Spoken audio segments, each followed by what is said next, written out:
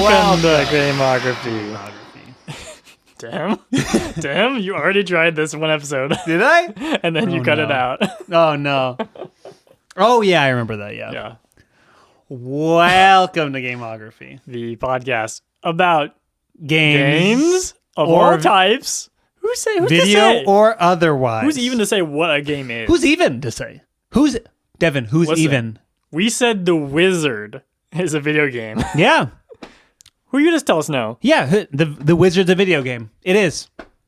Or it's a game. We didn't say video game. Yeah, no, it's not a video game. No, that'd be preposterous. Yeah, but it is a game, and we did talk about the people who made it. Yeah. That is the premise of this podcast. We talk about games and the people who make them. Games and the people who make them. The Wizard and the people who make them. And this is Star Fox and the second half of the SNES Chronicles and the people who make them. Yes. Specifically, Mr. Shiggy Miyamoto himself. Shiggy. He's got a couple of kids at this point, probably. Probably. I mean, he's been banging. almost certainly been banging. Almost I learned, certainly. I think in the Zelda episode maybe or something, we talked about how we're like, oh, is he married at this point yet or whatever?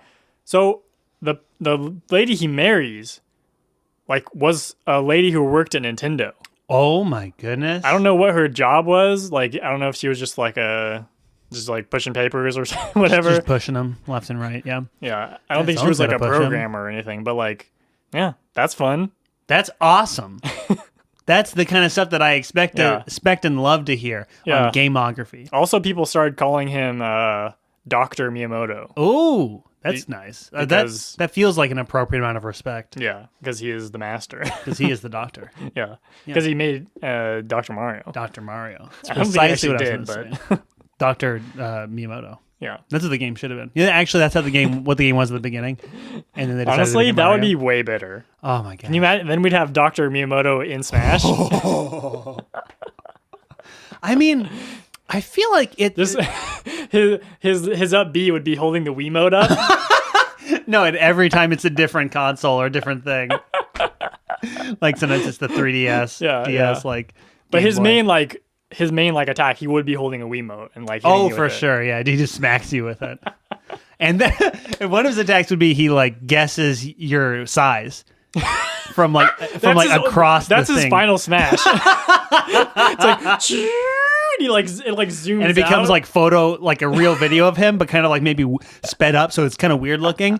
And he moves his fingers around trying to guess your size. And if you have to dodge the fingers, but if he gets you and it lands on you, then you just get obliterated. Yeah. You get sucked out of that world and put in his living room. as the amiibo version of the character. And he just throws you in a garbage can.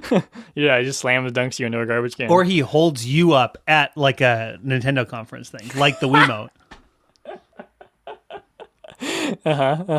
Oh, yep. Why don't they do these things? We have so many good ideas for Smash DLC characters. Yeah. And yet it's just anime after anime after anime. You think there's beef between Sakurai and Miyamoto? Yeah, Miyamoto wants him to to put him in Smash, and Sakurai won't let him do it. Sakurai, I want to be a DLC character. Why won't you put me in the game? Yeah, what is this Xenoblade character crap? You told me I was going to be the next Smash character. I want to be the next Smash. Make me the Smash. But I think a lot of people don't realize that Master Hand was actually originally based off of Miyamoto. Yeah, because Miyamoto has a hand. He has a hand, and he's a master. Yeah. And he, this is all true. One could say he controls the people at Nintendo much like a puppet master. Yep. I almost said a puppet man. But much like a puppet man, much like Glover, he is the hand behind Mario. Yes. Much like Glover. All right, let's jump right into our talk on continuing the Super Nintendo. Enough goofiness. Let's sit down and start the podcast. Okay, Devin, do this with me. I'm gonna sit down. Sit down. And can you feel that we're calm now and ready to give you information? Now we're gonna tell you facts. No more silliness. The GOG guaranteed. No more silliness. The GOG guaranteed. We won't be silly after the intro is over. That's the GOG guaranteed.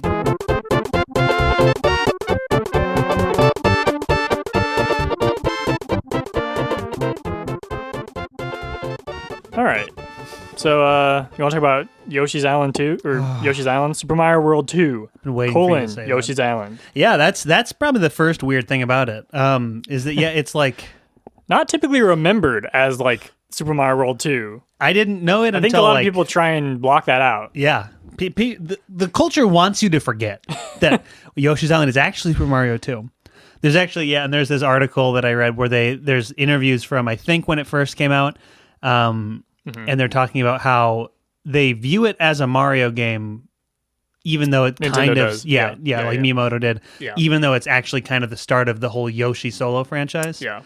And they also did that because they were kind of afraid that people wouldn't even realize it was associated with Mario if it was just Yoshi's Island. Gotcha. So I don't think Yoshi was, obviously nearly as iconic as he is now. Yeah, that makes sense. Yeah. But yeah, Yoshi's Island, okay, here's my controversial take, Devin. I think it's the best Mario game. Or the best 2D Mario game. Even though it's not a Mario game. That's literally, I think it's the worst 2D Mario game. That's literally insane. I tried playing it like last year when it came out on the Switch virtual console. Yeah. And I played like the first like 2 levels and was like, yeah, no. Like it's as like boring as I remember. That's insane, Devin. That's insane. Okay, it is the best. That's where you're wrong. Is that it's actually great. Oh my god, I love this game so much. I'm willing to hear you out. I'm gonna just for people who don't know what it is. You're playing as Yoshi. Yes. Mario is a baby. Yes. Mario is baby. Is that what you're into, you weirdo? I love carrying around babies. You love hearing babies cry? Is that why you like this game? That is the most undisputably bad part about this game is that cry. It's all drawn like in a hand drawn like crayon. And they actually what they did is they actually hand drew it and scanned in the images and then approximated it in pixels.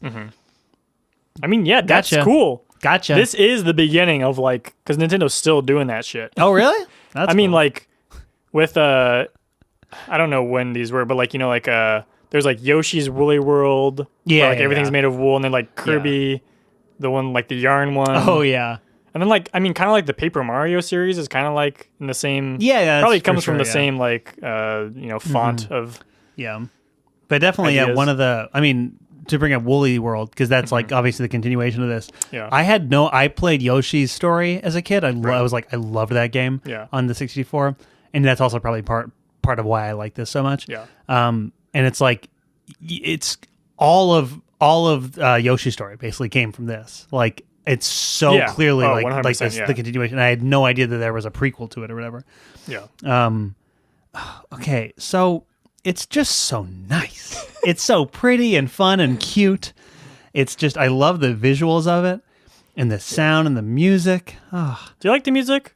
I feel like I've tried to even just listen to the soundtrack, and I'm just like, I don't really like any of it. Yeah, I like it. Well, I liked it when I was playing, but now that you're saying that, I actually don't remember noticing it. So yeah, I think it's fine while you're playing it, but it's there's no memorable song. Yeah, sure, that's fine. Fine, I'll give you that one. You get 1 point. But it's okay. Well, here's part of it is that I enjoyed. I just found it the most fun to play of all the 2D Mario games we've done. You like throwing the eggs? Yeah, it's not ideal. It's not ideal. See, that is where that got better on Yoshi's Story. Yeah, for sure. Because you can actually control where they shoot with the analog stick. That thing where it's moving. And this, you hit it once, and then it's a moving target, and you have to when it gets to the point you want, then you hit it again, and it's why? When you first figure that out, it's kind of like a huge eye roll. But then as soon as it took me one level to really just also stop thinking. Can we just go back? If you haven't listened to last episode, Tim famously said Yoshi is why Super Mario World is bad. Yeah, no, and I was thinking about how it's so weird that I don't like him in Super Mario World, but in this I love it because he moves in a way that makes more sense to me. The way he does his long jump is so nice and so fun. It's convenient, but it doesn't break it, I think. No. You're wrong. No, I have the exact opposite opinion where I like him in Super Mario World because you have him sometimes. It's not like you're using him all the time.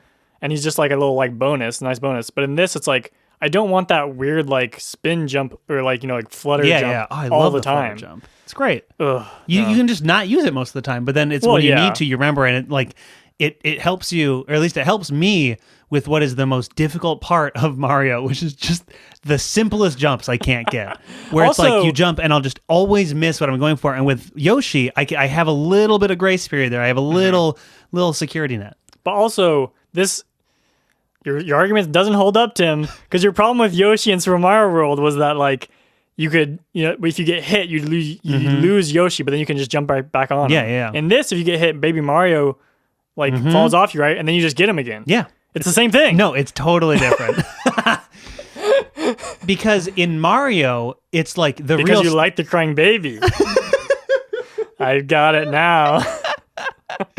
In Mario, the whole stake is that you're gonna get killed, right? And so when you have Yoshi, you just have infinite hits. It breaks the like preset notion of what it means to be hurt in the game.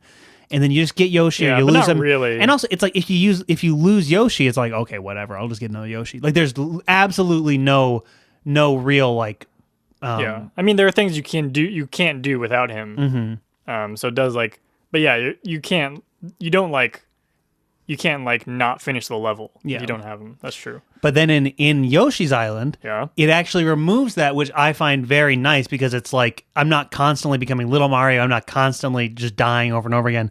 You have a little more grace, but it also it is easy. If I lose Yoshi in Mario, it's like, oh fuck, and then I just deal with it. In this, you hear a baby crying. There's a timer. It's like, oh shit, I need to get Mario, you really can like. It can be very easy in those moments where you just get hit and you're like, oh, whoops. And then you just get Mario with a little bit of a and then you can really get fucked over where you get hit by something and he spins around and then it's like you lose him. And I just find it a much better solution to getting hit and dying. This game has 4 directors, I just noticed. As all good things do. And then produced by Miyamoto. Wow. But so I when I started researching this, I was thinking like, I can't believe that this is the most underrated Mario game. And I looked it up, and apparently lots of people agree with me. Like it got really good reception when it came out, and people have retroactively said it's like an amazing, perfect platform or whatever. Not what I hear. That's what Wikipedia said. I mean, yes, it does say on Wikipedia that it was released to acclaim. I mean, there's no like. Obviously, it's not like a bad game. Yeah, it's a great game. It's a perfect game. I don't like it very much. That's where you're wrong. There's also, I love the openness of it. It kept on making me think of Hollow Knight, where it's like... What? Yeah, especially because I was thinking there's a level where it was like in a cave that was very kind of Hollow Knight-esque. And it's like, instead of Mario where you're going like, I know exactly where I need to go, I'm just trying to get there. In this, it's like you're running around, you get down a little corridor, and then that's a dead end, you go down a different corridor, and it's like I was seeing whole different like routes that I was avoiding. I was just going the straightforward way. It's like there's a very openness to it. And I later read that when they were making this, the whole goal was to make a more accessible game for people that were like bad at video games. And that's why I like this. Okay, problem solved. We understand now. It's more exploration. And I do like easier. The flutter jump is literally there to make it easier to jump. It's for me, Devin. I do like Yoshi's story as well. Like I had that on N64 as a kid. I think, just like on the one hand, I think calling this like Super Mario World 2 makes it like makes you have an expectation. Yeah, for sure. That it's going to be something else. If I was going in this expecting a real sequel to Super Mario World, I would have been sorely disappointed. Yeah, so like if that's what you wanted, it really clearly is not that. Yeah, it really is not. And then also, like going back from Yoshi's story for me at least is like why would I play this? Like it, like everything. Like I mean, like I really like the way it looks and stuff, but it's like basically everything. They made everything better with Yoshi's story. Like there's no crying baby. You can control the egg throwing. You have like more like moves. Do you have like the ground pound in this? Mm-hmm, you do. Oh, okay. Although, well, there you go. Very disappointing. He does not go. Okay. Well, then throw this game in the trash. That's its biggest flaw with no doubt. Yeah. Yeah. Absolutely. Get rid of this game. It doesn't have burning pop. Okay. um, we're gonna shift away from the Super Nintendo for just a minute. Oh. And talk about the old Game Boy before we get to Star Fox.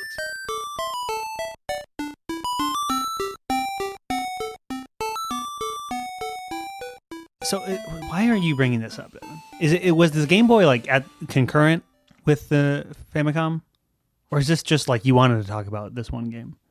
Well, I'm glad you asked. The Game Boy was released in 1989. Oh, so before the Super Nintendo, actually, by 2 years in the United States, actually. This also explains to me why they were not threatened by Sega, because it's like you motherfuckers. Cool. Eat your chili dogs all you want. We got the Game Boy. We got Super Mario. We got the best platformer of all time, Yoshi's Island, coming up. They don't stand a chance, this hedgehog. Yeah, they're like, Sonic, we got Yoshi's, we got a crying baby. You're the one fixated on this baby, Devin. If anything, you're the baby guy. Please no. I'm not the baby guy. Okay, the Game Boy. 8-bit handheld console, released by Nintendo, 1989. It's all black and white / green, I guess. Green and white. green and lighter green. Green and black. Green and dark green. So the reason for that, obviously, is because it was cheaper. They I don't remember what it was, but like the Game Boy was like real. Okay, here it is. It was when it was released, $89.99. Wow, really cheap. Yeah, I mean that's like 1889 money, so it's a little more expensive. Yeah, like with inflation stuff. Sure. But just still, the fact that they're like, okay, you know those things. You know how you freaked out when we put an arcade in your living room? Yeah. Now you can keep it in your pocket. Yeah. And it's less than $100. That's bonkers. I mean, even now it's like when before the 3DS was canceled or whatever by cancel culture, it's like that. Yeah. How much was that? It was like $200-$300, I think. Yeah. And that's perfectly acceptable to me. So the idea of there never having been a handheld and then you get $89. Yes. You get $89 for buying it. We will pay you. This is passive income. It was not discontinued until 2003, which is also insane. What? Like the original? Well, like the Game Boy line, so Game Boy Color and stuff. And then I think the Game Boy Advance is considered separate. Yeah. Oh, the old Game Boy. Okay, so the reason I wanted to bring this up, let's see, did I have any other notes about just the Game Boy itself? I mean, yeah, but we don't have we're not going to probably talk about the Game Boy at all in this season. Yeah. So neither to be mentioned. Both Atari and Sega did release handhelds around the same time. Wow. But they used color displays. Wow. And they were a lot more expensive. Yeah. And so that's like a big part of the reason why they didn't catch on. And also, I assume, just the games as well. Yeah. But another reason besides just the price is that color screens would have used double the batteries, apparently. Ooh, I mean, yeah, that makes sense. Obviously, they found out a way to get around that later, with the Game Boy Color, which is, I never had an original Game Boy. Me either. I had a Game Boy Color, though. I had a yellow one. I had a purple one. Was it like this, like the see-through purple? I don't think so. My brother had like the semi-opaque purple one. Those are obviously the coolest. Yeah. Obviously. So cool. I can't believe that they don't make, I think I've actually seen this where it's like, you can get Switch like skins that you take the stuff off the Joy-Cons, the plastic. You take the plastic off the Joy-Cons and you replace it with a... Like the red and blue part? Yeah. You can take that off? You're not supposed to. It's not recommended. Okay, yeah. But it's like you can and replace it, and they sell one that's like that, the like see-through purple plastic. And that's if crazy. I ever were to do that, I'd get that for sure. Yeah, that was like our the good N64 controller that we had. Oh yeah. Oh, was that purple? When did they stop doing that? What a dumb move. I don't know. Yeah, I feel like I never saw them really after. Well, I feel like they maybe were around like with the GameCube kind of era. A little bit, maybe. Like, I don't think so though. The GameCube was, purple and black. Yeah. The Game Boy Advance though, the Game Boy Advance that I famously got from Arthur Lemke Kibbe. Yeah. That one is the see-through. Yeah. And this is the one con of the see-through though, is that it's so gross now. Yeah. Like it does not. I guess they all kind of would be, but it's really gross. Yeah. I mean that was a problem with all like old Nintendo stuff. Is like same thing with like Super Nintendos and original Nintendos is like they I was reading about this. Like they specifically cut corners on that stuff to make it cheaper. Yeah. And so it just like it would get like yellow and like crappy like really fast. But a big part of the Game Boy's success was that it wasn't just kids; it was also adults who bought it, and like a big percentage of it, the sales were adults. Yeah, I almost wonder. I would love to see the stats of like age demographics percentages of buying consoles. I didn't phrase it like a human being, but you know what I'm saying. Because when I think back to like my childhood, all the adults that I knew had Game Boys. Like really, it was like my grandma was like a Tetris like. Which grandma? My dad's side, the gift grandma. Okay. She was obsessed with Tetris on the Game Boy. Really? Wow. Yeah. Tetris was huge for the my mom loved Donkey Kong Country. What? Yeah. Your mom loved Donkey Kong Country? Yeah. Do we need to get your mom on the podcast when we do that? Absolutely. That's a great idea. I was also going to say we need to do a Tetris episode at some point. Oh yeah, absolutely. Because there's also I was in that. Let's do a whole season on Tetris. Honestly, we could. Let's do it. But I mean, we could do like the Tetris guy because he's also like he's a crazy guy. Oh really? Like, oh wow. He's not even like really. I mean, I haven't like. So anyway, I was reading that book that I've mentioned in a previous episode. Mm-hmm. There's a couple chapters just on Tetris because of how insane the story is of that. And like the guy who made it is not necessarily like he doesn't really. I feel like he doesn't consider himself like a game designer necessarily. Oh, interesting. Okay. Like he's like made other like stuff that aren't games. Oh, weird and stuff. So he would be very interesting to talk about. Wow. Yeah. Is it now just a trope of gameography where every season or every episode we say another thing we should do a season about? Yeah. Is that the Birdo connection of this episode? I think that's the Birdo connection. For both this, we forgot to do a Birdo connection last episode. Yeah. But it's one a two-parter. That's what it's a two-parter. Counts. This counts as the Birdo connection. Mm-hmm. It's like when you watch a two-parter like TV show and they only play the theme song once. It's like that. Yeah, like how they always do that. Yeah. Okay, but so the game I wanted to talk about with Game Boy is The Legend of Zelda: Link's Awakening, which I think a lot of people had no idea about really until Nintendo re-released it, remade it for the Switch last year, 2 years ago, whenever it was. And it's very annoying because there are some differences in the games, and when you look up like a walkthrough, it is all just the Switch versions. Yeah, that's always the case with any of the games they remake. Yeah, it's like the same thing with Mario 64 and then the two Zeldas on 64. Yeah, with the 3DS or like DS so remakes. Obnoxious. Yeah, why do they change things just so subtly? Yeah, if you're gonna change something, just like go for it. Make it a totally different game. Yeah, but give it the same name. Yeah.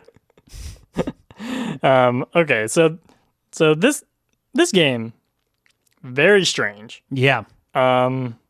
Famously like the weirdest Zelda game, right? I mean, famous for that. I mean, Majora's Mask is probably considered one of the weirder ones too. Yeah, they're weird in different ways, though. They're definitely weird in different ways. There's the first thing you may notice playing it is there are Chain Chomps just in it. Yep. There's Goombas. Mm-hmm. There's lots of just random. There's the spiky guys from Kirby. Yeah. Mm-hmm. Mm-hmm. Mm-hmm. Yeah. So the sort of like game. Do you even know this? Like the game justification, I feel like for that is that like the whole game takes place in a dream world. Oh yeah. Spoilers. Yeah. Spoilers for Link's Awakening, by the way. That's not real. Like. You figure that out pretty early on, I feel like. Yeah, I guess. The goal of the game is to awaken the windfish, who is sleeping in an egg at the top of a mountain. Are you with me? You have me. To awaken the windfish, you must play a song with 8 instruments. And isn't this the origin of Link playing instruments? Well, I guess that's actually been... This is the introduction of the ocarina. Oh, it's an ocarina? I forgot that. So there's There's 8 instruments, and then there's also an ocarina that you don't get until kind of late in the game. Interesting. Okay. And the ocarina, you can learn 3 different songs. You don't. It's not like later ones where you actually play the notes. You just pick one of the songs. Yeah. And they're not that significant, like the songs. You do need them to beat the game, but they're not that cool or anything. Yeah. One is really stupid. They made it a lot better in the remake. Because I was like, wait, is this really how it's supposed to work? It's like a fast travel thing. Oh, okay. Where you play the song that this big fish teaches you. It's called Momba's Mamba or something like that. Momba's Mamba? So it's like something's Mamba. I forget what they get. Mombas. Yeah, it probably is that. But anyway, and it takes you just this one point in the map. And it's not really. Oh my gosh. And that's all it does. That's hilarious. Well, I guess the other thing it does is if you're in a dungeon, it'll take you to the beginning of that's nice. the entrance, which is nice, but honestly, that makes sense for the time. That's that's a good function. There is fast travel in the game though, which is interesting. There's specific points that you can go to that will take you around. I guess that's not new for Zelda. That's pretty much exactly how it worked in the NES Zelda, right? Yeah, it is exactly how it was in the NES, where you can't choose even which one you go to. Yeah. Another thing it introduces that becomes, at least in Ocarina, a thing. Is it in Majora's Mask? I'm not sure, but there's an owl who. Oh, you're right. I didn't even think of that. Mm-hmm. He's from this, where just every time you complete something, basically he's waiting for you, and then he's like, welcome my boy, a mystery this is. I don't know why he's talking like that, but where he gives you hints and stuff. I love that owl. Yeah, so kind of the reason why this game is so weird in a way is that this game actually began as an unsanctioned side project from a programmer, Kazuaki Morita, who just wanted to make a Zelda game on Game Boy when they were making the Game Boy. Yeah. And so he just tried out a bunch of different random things, and he just put in characters from other games in it to make it, because he didn't think it was going to get made, so he's like, who cares? I'm going to put exactly chain chomps in there. And then other staff members saw what he was making and wanted to help, and so literally after doing the rest of their work, they would go and work on it together just in the night. And then eventually Takashi Tezuka asked to make a sequel to A Link to the Past on the Game Boy. And so I think they just kind of took all that work that they had done and were like, okay, let's just use this to make a new game, basically. So that's why there's Mario characters and Kirby characters and stuff. What? Okay. This is going back to the game a little bit. Did you, because you played a little bit of it, right? Yeah, I played, probably a third of it. Oh, really? So you got to the point where you have to take the chain shop out for a walk? Oh no, I didn't get to that actually. Maybe not. Okay, you did not get. Okay, you did not get far at all. That's to get to the second dungeon. Oh, okay. Well, yeah. It's insane because you just take him, and then there's just a chain chomp following you around, and you can go anywhere, and it literally just eats all the enemies. Oh wow, it's so crazy. That's awesome. Yeah. Eventually, you do have to take him back. So you don't get to keep him for the rest of the game, but it's wow, just so insane. Okay, so they came up with that basic story that we talked about. Tezuka sought to make Link's Awakening a spin-off, and he gave the writer instructions to omit common series elements such as Princess Zelda, the Triforce, and Hyrule. So none of that stuff is in the game, obviously. And so they came up with the idea for the egg atop the mountain and stuff. And Tezuka recalled, quote, he felt as if, this is not the quote, but he felt as if they were making a, quote, parody of The Legend of Zelda rather than an actual Zelda game. So then they brought on another person who kind of came up with a lot of the characters that you interact with. And apparently Tezuka intended the game's world to have a similar feeling to the American television series Twin Peaks. Oh, wow. I did not know that. Truly, yeah. I mean, it makes sense, but yeah, I would never have guessed that. You know what? the other Birdo connection, that was for the first episode. This is this episode's Birdo connection. This is the Birdo connection. That is the Birdo connection. That's crazy. And they really did it. Like, that's exactly the kind of vibe of it. It's a very, like, Lynchian Zelda game. And, so, and it features, like, a small town on this remote island, are, like, all the characters. Oh, yeah, wow. There's also Animal Village in the game, which is just a bunch of animals that can talk and stuff. Okay, sure. Weird stuff. Sure. So he suggested that the characters be written as suspicious types, in quotes, akin to those in Twin Peaks, a theme which carried over into later Zelda titles. I do feel like that is kind of just like the kind of like baseline of Zelda. Yeah, just like, to be honest. Everyone is like kind of just like really weird and like... like like why are you telling me this? Like, I've never thought of that, but yeah, like every Zelda character that you talk to in that game, they're always weirdos who it's like, I feel like you're not telling me everything. Like I feel like they'll just like laugh randomly. Yeah. Yeah, they're all really creepy. They're just like, hey boy, you don't want to go over there. That's like, astute. That really is. Like, yeah, it's just all weird like people. And they're just telling you bizarre things that you can like kind of infer what they're talking about a lot of the times, but like they don't really tell you. Yeah, but it's like if you really think about it, it's like, why are you talking to me like that? Exactly. Yeah. Very bizarre. Do you know who I am? I'm Link. The Legend of Link. Diane? Navi? Remind me to break some pots later.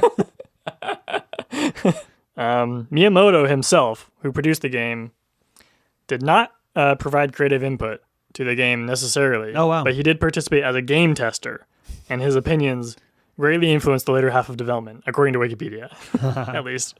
Huh. So, I feel like Miyamoto, just in general, seems like to not really have like had a lot to do with Game Boy in general. Oh, interesting. Yeah.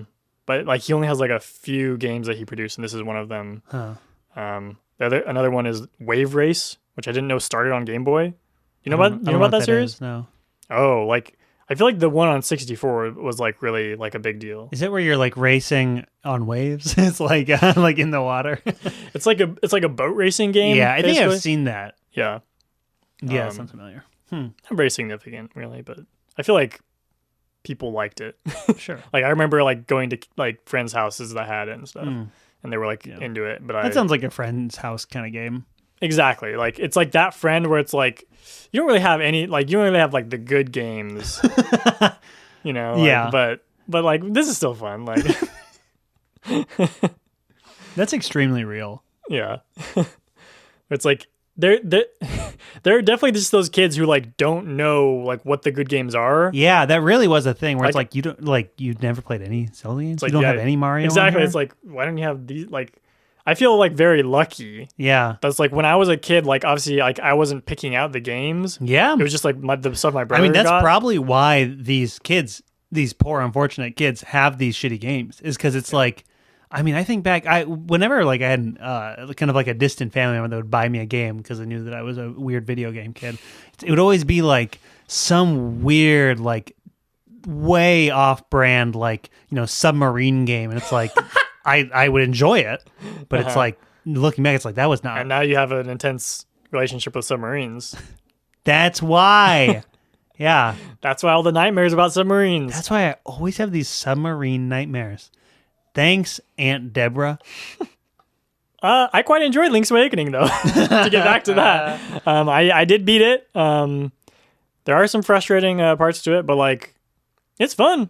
Yeah. The other notable thing is I feel like is not repeated in any other Zelda game is that they're like in the dungeons, similar to the first Zelda. They're like the side-scrolling sections. Oh yeah, so, like you go down the ladder, or you'd go down the stairs, and then you're like underground. And it was like kind of like pseudo side scrolling. In this, they like go full like into that. Like, yeah, that's what's good. And they add, okay, so like you get an item that's the feather where you can jump. Yeah. And so it like just turns into like side scrolling, like, yeah. But the problem is like the jumping isn't very good. And also the biggest problem, which I think they probably fixed with the Switch version, just because there's more buttons, is the Game Boy has 2 buttons. Yeah. So you can, and like all your abilities and stuff are the items, and so you have an item on A and an item on B. So like you often have to switch between them. So like to be like, okay, I need to jump here. Yeah. So I need to go into start. Yeah. Put the feather in my thing, and then I can use it to jump over. Yeah. And it's like, because you pretty much always want your sword, you pretty much can only have one other item. So you're just constantly switching. And I find even just like the 3 yellow buttons in Ocarina, like the restrictive, limiting. Yeah. So I can't choose one button. Yeah, it's insane. And there are problems. They could have designed it better. Like you get a thing. They're like you get the power bracelets to lift up rocks. Oh yeah. Classic Zelda item. Classic. You have to equip it to do that. It's like they could have just made it so like once you have that item, you could do it. Yeah. And it's just so annoying. Game Boy, man. We didn't have those kinds of ideas yet. Yeah. We didn't have those resources. Yeah, that is my main problem with it. But like it's a good game. Very very weird. I did. Oh, God, what is it? Okay, so there's a part of the game, and I think this is something in Majora's Mask too, where like you get beginning of the game. There's an item like a claw game that you play. Yeah. You can get. Did you do this where you get the Yoshi doll? Yeah. So you take the Yoshi doll and you have to like you give it to someone, and then they give you another item, and then you keep doing that with people. Where like someone gives you like a flower, and then like there's another character who wants a flower, so you give it to them, and then they give you.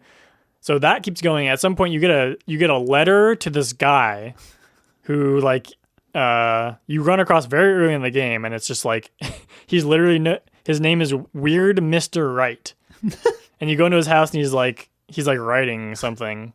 I don't know, as Mr. Right would. So you get a letter to him from this from some I don't remember what kind of animal it is, but somebody in Animal Village. And so you get it, you take that letter to them. He takes it and opens it up, and it says like, it's like a love letter basically. Okay. And it has like, this is a picture of me, and it's like a full like pixel art like well drawn thing of Princess Peach. Oh wow! This guy literally gets catfished in in Link's Awakening by like a seal or something, some kind of animal. It's really insane. Yeah. The first catfishing. So I will tweet that image because I did screenshot that. Yeah. Hey, Devin, weird question, random question. I'm weird, Mr. Question.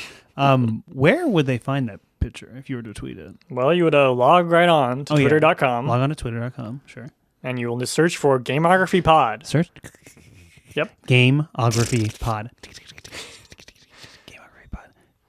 And there you can we tweet stuff. We tweet a lot of stuff. What tweet stuff? We tweet like screenshots of these games. If you need a refresher. Or sometimes I'll try to think of a Miyamoto pun. I'll make a little GOG meme. Or we'll just tweet like Yahoo. Just like Yahoo! Yippee! Wait, no, that's R2D2. Yeah, that's when we do the George Lucas game. Oh, yeah. All of the game. Honestly, Devin. Wait, did we already do that this episode? Suggest a season? We did, yeah. But that was Tetris. Oh, okay. Yeah, well, we're doing it twice. I mean, like... Take that, TV tropes. He did have like a video game company, the LucasArts. Yeah, exactly. So that's season 2, George Lucas. Okay, let's move on to Star Fox. Please.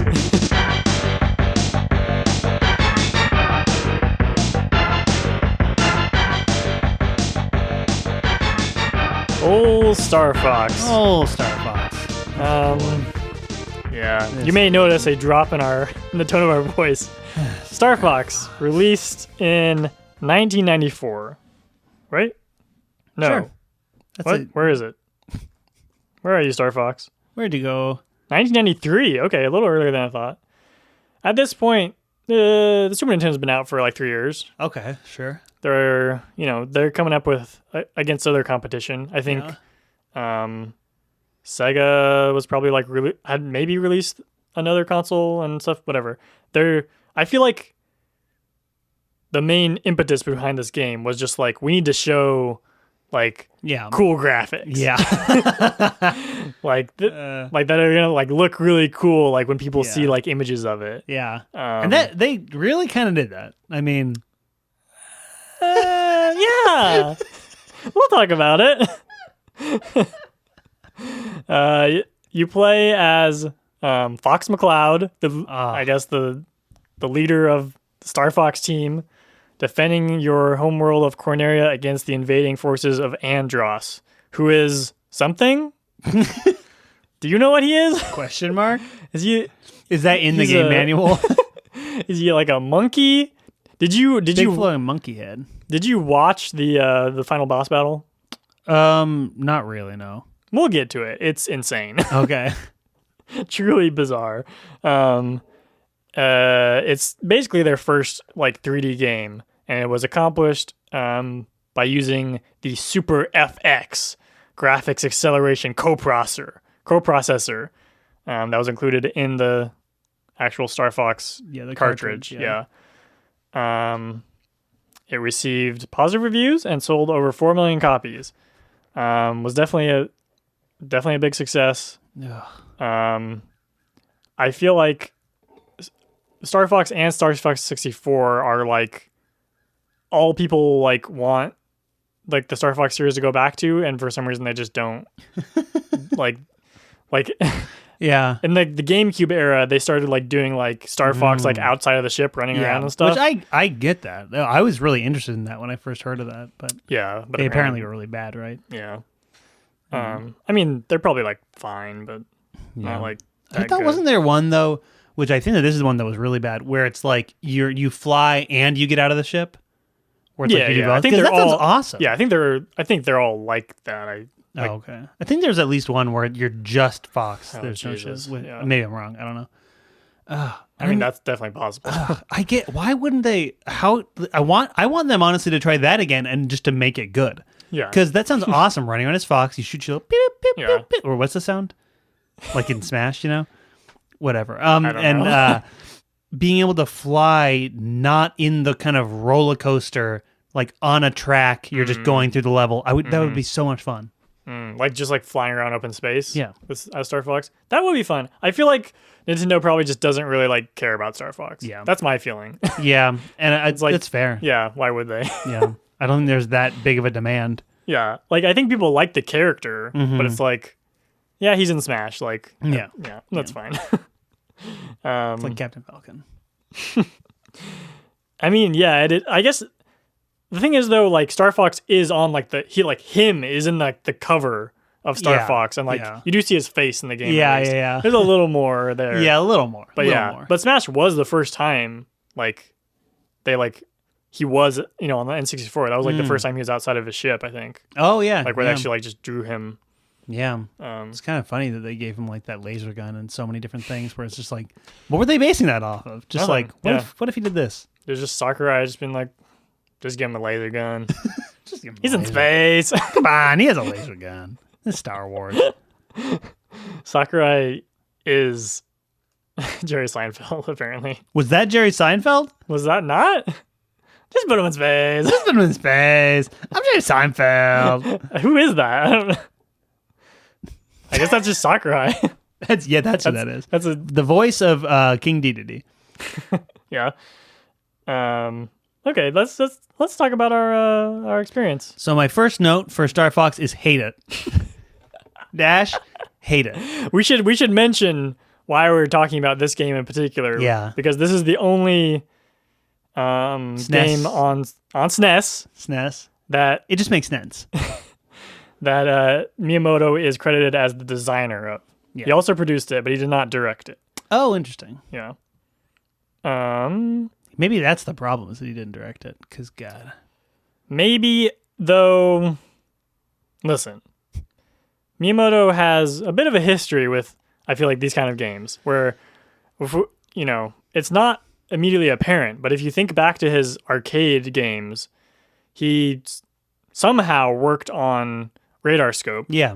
Which I feel like is, like, the prequel to this game. That's so funny. That's one of my notes. Yeah. It's it's 100% the continuation of that in Space Invaders, like that genre or that feeling of and also like the whole thing with Radar Scope was like that it was like pseudo 3D where like, the enemies get bigger as they come towards you, and it's like the whole thing was supposed to be like a better like a more graphically interesting version of Space Invaders. That's all this is. Yeah. It's just like, let's make more good graphics. Yeah, but it's still just like a shoot 'em up. It's gonna look wicked cool, even though it sucks. Yeah, but it's not as good even as those really. Man, it made me so mad because it's okay. The baseline problem is that it's impossible to aim at stuff. From the second we started playing this, I remember we had played it before and that we had mentioned this. The first is it's like, why is there no crosshair to aim? Did you ever go into like the first person view? Yeah. And that's better, but still, I think it's because the bullets go so slow that it's like, no, it's infuriating, and also, there's so many problems. Like because you're normally in the third person view, and like your ship, like I mean, this is kind of like a problem. This would be hard to get around, but like your ship kind of like obfuscates what you can see also. Like where your ship is pointing is where you shoot. But there's no reticle, like you're saying, and also it's like the way you aim, and this is just I guess a thing that with like flying games, but like where you aim is also where you go. Like the direction that you head. So it's like you're just constantly like going up and then right and then left and like just constantly like swerving around. And there were definitely certain boss battles in particular where it's like I can't shoot at this thing and dodge the projectiles at the same time, so I have no time to to actually beat the boss. I mean, I think you can get good at that, but it's like not like intuitively fun. How far did you get, by the way? Because I know you didn't finish it. So I honestly was going to finish it, and I couldn't. I gave up because I was like, this is not worth ruining my whole day over. Like, I had 3 different sessions, I think. It's every time I got so frustrated I had to stop. Like what? Well, but here's the thing, Devin. So in this game, there are routes that you can pick, and this is actually I think an interesting kind of cool idea where this is they don't explain it, but it's like there's 3 routes that go through different levels, and they're 3 different difficulties. Yes. That is the best idea. Yeah. Oh, no. Guess which one I picked. Just like, I'll go route 3. Sounds fun. I doubt this is the hardest. It's funny because, like, do you press the select button to do it? Like, I think so, yeah. I feel like I never even, realized how you were supposed to do it. Like, I never did that as a kid. That's funny. And, also as a kid, I never got past the second level. That's just... Yeah. The asteroid level, like... Yeah, it's so just hard. So many asteroids. Like, I did it actually... It was a real moment of, like, I've evolved. Because, like, I did use, like, the Switch Rewind, like, a couple times. But, like, I basically got through that level. Impressive. And I was like, wow, okay, this isn't so bad. And then the game kept going, of course. But, well, okay, so we played different levels then. Yeah, that's kind of why I did it too. I was like, we'll talk about different things. Yeah, that's interesting. Yeah, but I got through. I did Corneria. I did the asteroids. I did the world, and then I did I think I beat the next one. So I only had a planet and the final one to go. But, okay.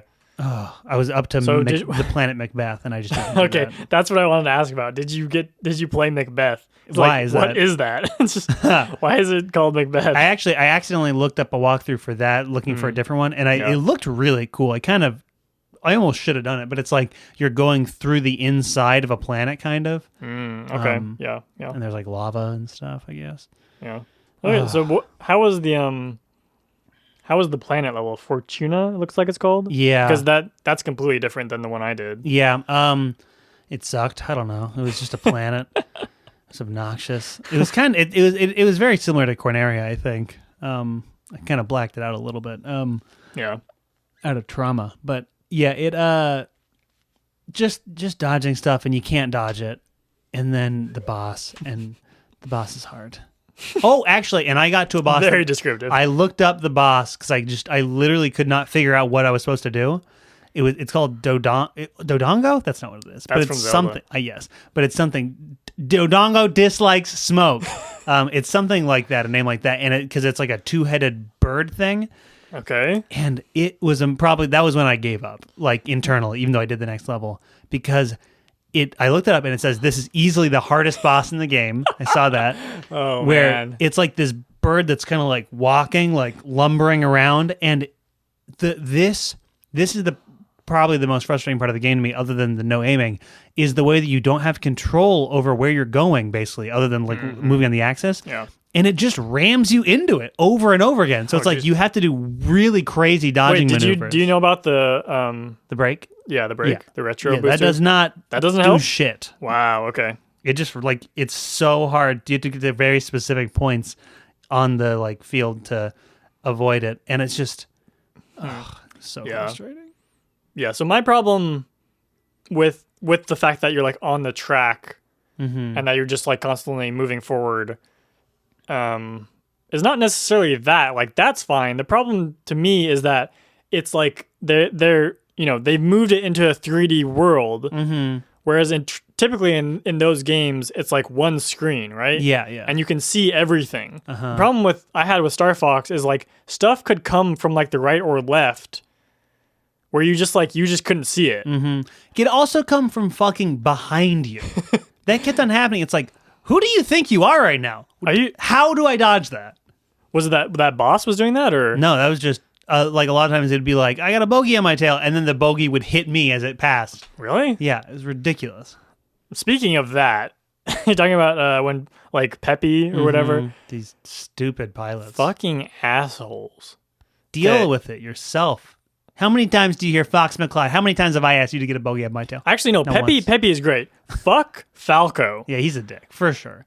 Like he comes and you just bogey on my 6, and then he like flies by, and then if you like kill him, he says, like, mind your own business. Yeah, he's like, fuck you, man. That was my stuff. That was my kill. It says, fuck you, Fox. It's so weird that I put that in there. Yeah, very, very strange that Falco just cursed a lot in this game. Very weird that they made Falco an absolute asshole. Although it fits the rest of the game. It's funny that he's the one that they put in the Smash. Put the asshole in the Smash. Yeah, honestly, they should have put the frog in Smash. Yeah, he's great. I do love like the part of this game that I like is like the aesthetic. Yeah. And just like the weird voice samples and like when the guys are talking, the animals are talking. And just the fact that they're like animals flying spaceships. Like animal Star Wars characters. Yeah. I do love that. Yeah. And I do like, honestly think the music is really great. Yeah, oh, for sure, yeah. Yeah, I mean, it's like, it actually makes a lot of sense that Miyamoto, or was that a Freudian slip? Because it feels like it's difficult. Therefore, it's a From Software game. I feel like it's like, I love the design of it. Like in theory, this is an awesome game, especially coming at the time it did. I mean, the first 3D game and being giving a funner, more 3D perspective on like a radar scope type game, and doing what Nintendo has kind of figured out how to do, which is adding a bunch of memorable characters to a simple game mechanic like that. Yeah. Which obviously, because it's like Space Invaders is significant for other reasons, but radar scope, it's like completely forgettable, but this isn't. Yeah. But then it's in the actual execution that it's just unsupportable. Yeah, and like unforgivable. Yeah, like you were saying, like the graphics are. They are like cool, like aesthetically they're kind of cool. The problem is, like they shouldn't have tried to do this. Like they just shouldn't have done it. You know? Yeah, like, they weren't ready. They were pushing it. They were pushing it farther than it could go. Because like I'm sure you ran into this too, and it's. You have to give like kudos to the Virtual Console on Switch that they don't like try and make it run better. Yeah. Even though they have the like horsepower to, they're like, nope, it's gonna run at like 10 frames per second. You're getting the real experience. Yeah. Like when there's like a couple of explosions on the screen, it's just gonna like slow down. I mean, there was just whole levels where it was just like so blocky and kind of laggy. And it really feels like they made the first level and they had pushed it to like the absolute extreme, and they're like, well, I guess we have to put more stuff and make it worse. Yeah. Because that was the first level. Yep. When I got all the enjoyment I needed out of this game, as a kid because I would just play that first level. Like I played it a bunch of times, and then I'd get to the second level and be like, "This isn't that fun anymore." Yep. And then just like I died and be like, "Okay." Yeah, like, I'm very frustrated because it's impossible to beat this. But like I literally thought that game was impossible to beat because like you look at the map screen and it's like I cannot get past the second level, and there's like 5 or 6 levels or whatever. Okay, so I did not beat the game either, but I did get to the last boss, and I just was like, fuck this after that, because it's really insane. I'm trying to remember, what does he start out as? First of all, you have to go through all this stuff to get to him, and he's just this big, it honestly is very Super Smash Bros, because it's just a big face. It's like a big like metallic looking face, and he shoots lasers out of his eyes. Yeah, I mean that's one of the support trophies in Smash, right? Like that's where I know him from. Okay, so you know what I'm talking about. Yeah, I know. We've all seen this asshole. And then he also like spits out a bunch of stuff from his mouth, and then we'll suck it back in, and it kind of sucks you in as well. Oh, that's cool. It doesn't seem like you can really get sucked in, but it's like you get pulled in a little bit. Huh. Very hard to dodge all that stuff. I'm sure, because it's literally like 40 things getting shot out. He goes like, and then boom, it all just shoots out. Wow. So while that's happening, his eyes are like, those are the points you have to shoot. Yeah. So once you do that, he like blows up, and you're like, oh, Star Fox, baby, I did it. And then it comes back as a cube. Oh, okay. And it's just a literal cube that has the texture of like Andross's face on it, on all like 6 sides or however many there are. Okay. It's so weird. What is it supposed to be? I truly have no idea. It's like the same. I don't even know where you see that sprite otherwise. Like maybe at the beginning. Okay. Or no, it's like did you see the game over screen? Yeah. Yeah, where he's like, where it's like him like, okay. Game over. It's like basically that sprite, just on a cube rotating like this. I don't even remember what his attack is. So I was like, oh, Jesus. Okay, there's another like version of him you have to beat. So I like beat that. And then he turns back into the face. Oh, and I was like, fuck this. And I just like, I'm not gonna beat this. Like, wow. Yeah. That's very fitting that the game would end with just like rage in the same way. Yeah. It progresses from start to finish. And then literally, because then I YouTubed like the end. Did you watch the end of it? No. It's just like, it's literally just he blows up, and then Fox like flies out into space, and then it's like, okay, Fox, come home, and then he just that's it. That's so like anticlimactic. There's like nothing after what we've been through, like playing this. Like that's all they have for us. Yeah, that's like so thanks. Disappointing. It's like thanks, Link. Yeah, and then just credits roll.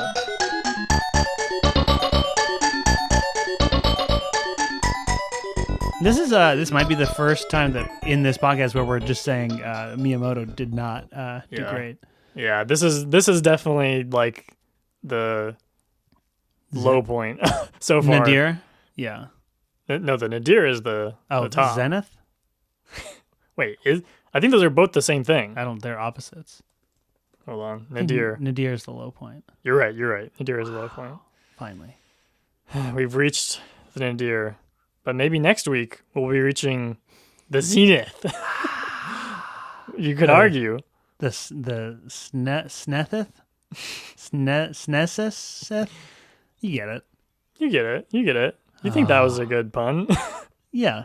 You enjoy that? Devin, what will we be seeing next week? If I'm not mistaken, Wahoo! Wahoo! Oh yeah! Welcome to Mario. Wow. What does he actually say? Super Mario Sunshine. Wow. Wow. Wow. Wow. Wow. People are finally going to get the reference. Yeah. That is in the banger of an intro tune by the one and only Matthew Devil. Yes. Check out. Follow Matthew DeVille. Yeah, DeVille. Check out Matthew DeVille on Twitter and Bandcamp.